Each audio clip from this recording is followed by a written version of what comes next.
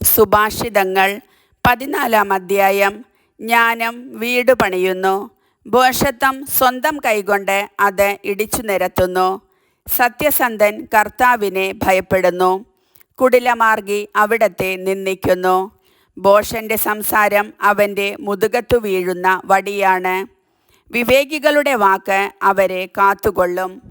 കാളകളില്ലാത്തിടത്ത് ധാന്യവുമില്ല. കാളയുടെ കരുത്ത് സമൃദ്ധമായ വിളവ് നൽകുന്നു.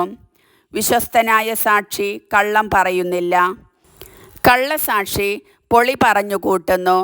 പരിഹാസകൻ വിവേകമന്വേഷിക്കുന്നത് നിഷ്ഫലമാണ്. ബുദ്ധിമാന് അറിവ് ലഭിക്കുക എളുപ്പവും. ഭോഷനിൽ നിന്ന് അകന്നു മാറിക്കൊള്ളുക, അവനിൽ നിന്ന് സാരമുള്ള വാക്കുകൾ ലഭിക്കുകയില്ല.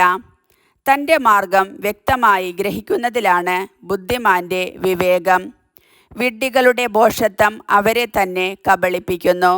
ദുഷ്ടരെ ദൈവം വെറുക്കുന്നു, സത്യസന്ധർ അനുഗ്രഹം പ്രാപിക്കുന്നു. ഹൃദയത്തിൻ്റെ ദുഃഖം അതിനു മാത്രമേ അറിഞ്ഞുകൂടൂ, അതിൻ്റെ സന്തോഷത്തിലും അന്യർക്ക് പങ്കില്ല. ദുഷ്ടരുടെ ഭവനം നശിപ്പിക്കപ്പെടും, സത്യസന്ധരുടെ കൂടാരം പുഷ്ടി പ്രാപിക്കും. ശരിയെന്നു തോന്നുന്ന വഴി ചിലപ്പോൾ മരണത്തിലേക്ക് നയിക്കുന്നതാവാം. ചിരിക്കുമ്പോൾ പോലും ഹൃദയം ദുഃഖഭരിതമാണ്. സന്തോഷം സന്താപത്തിലാണ് അവസാനിക്കുക.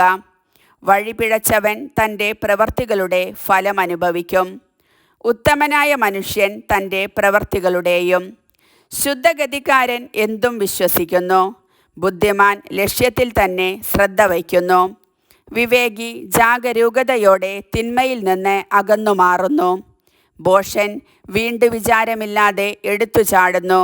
ക്ഷിപ്രകോപി ബുദ്ധിഹീനമായി പ്രവർത്തിക്കുന്നു. ബുദ്ധിമാൻ ക്ഷമാശീലനാണ്. ശുദ്ധഗതിക്കാർ ഭോഷത്വം കാട്ടിക്കൂട്ടുന്നു. ബുദ്ധിമാന്മാർ വിജ്ഞാന കിരീടം അണിയുന്നു. ദുർജനം സജ്ജനങ്ങളുടെ മുൻപിലും ദുഷ്ടർ നീതിമാന്മാരുടെ കവാടങ്ങളിലും കുമ്പിടും. ദരിദ്രനെ അയൽക്കാരൻ പോലും വെറുക്കുന്നു. ധനികന് അനേകം സ്നേഹിതന്മാരുണ്ട്. അയൽക്കാരനെ നിന്ദിക്കുന്നവൻ പാപിയാണ്. പാവപ്പെട്ടവനോട് ദയ കാണിക്കുന്നവൻ ഭാഗ്യവാനും. തിന്മ നനയ്ക്കുന്നവൻ തെറ്റു ചെയ്യുകയല്ലേ. നന്മയ്ക്ക് കളമൊരുക്കുന്നവർക്ക് മറ്റുള്ളവരുടെ കൂറും വിശ്വാസവും ലഭിക്കുന്നു. അധ്വാനമേതും ലാഭകരമാണ്. അലസഭാഷണം ദാരിദ്ര്യത്തിന് വഴിതെളിക്കുകയേയുള്ളൂ. ജ്ഞാനമാണ് വിവേകികളുടെ കിരീടം, ഭോഷത്വം ഭോഷന്മാർക്ക് പൂമാലയും. സത്യസന്ധനായ സാക്ഷി പലരുടെയും ജീവൻ രക്ഷിക്കുന്നു. കള്ളസാക്ഷി വഞ്ചകനാണ്. ദൈവഭക്തിയാണ് ബലിഷ്ഠമായ ആശ്രയം. സന്താനങ്ങൾക്ക് അത് അഭയസ്ഥാനമായിരിക്കുകയും ചെയ്യും. ദൈവഭക്തി ജീവൻ്റെ ഉറവയാണ്. മരണത്തിൻ്റെ കെണികളിൽ നിന്ന് രക്ഷപ്പെടാൻ അത് സഹായിക്കുന്നു. രാജാവിൻ്റെ മഹത്വം പ്രജകളുടെ ബാഹുല്യമാണ്. പ്രജകൾ ചുരുങ്ങിയ രാജാവ് നാശമടയുന്നു. പെട്ടെന്ന് കോപിക്കാത്തവന് ഏറെ വിവേകമുണ്ട്. മുൻകോപി ഭോഷത്വത്തെ താലോലിക്കുന്നു. പ്രശാന്തമായ മനസ്സ് ശരീരത്തിന് ഉന്മേഷം നൽകുന്നു. അസൂയ അസ്ഥികളെ ജീർണിപ്പിക്കുന്നു. ദരിദ്രരെ ഞെരിക്കുന്നവൻ സ്രഷ്ടാവിനെ നിന്ദിക്കുന്നു.